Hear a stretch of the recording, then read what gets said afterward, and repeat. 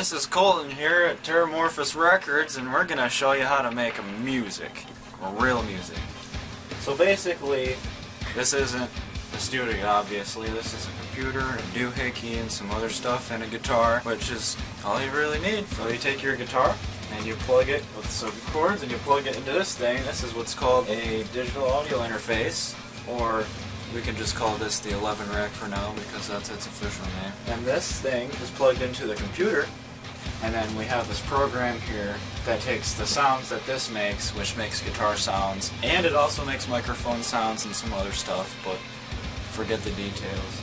This records all the sounds here, and then in this is where I can manipulate the sounds and make them sound how I want them to. I can make it sound louder or quieter, and I can make it sound like it's on the left side or the right side, basically. I obviously don't play drums because, I mean, if you play guitar, you don't play anything else, right? All the drums that are on here are digital. There are various sounds that are also digital, which, when I say digital, that means that I came up with them on the computer and I didn't actually go somewhere and record them. And I'll basically just show you how I go about doing my work. Put a lot of hours into this, but we're just gonna try to keep this nice and short for you. I'll show you basically how I record and what it's actually like. So basically, each one of these little lanes here, they look like bowling lanes. These represent one track, and a track is basically you record one thing and then it would go there, and then if you recorded something else and you wanted it to be at the same time, then it would go here. And you got all these different tracks, and you got all this different stuff going on. Over here we have some, it's like a little mixer thing, and this is what you use to change the volume with. And then this is what you use to pan the audio, and when I say pan the audio, I mean if I do this, it goes to the left side, and then if I do this, it goes to the right side.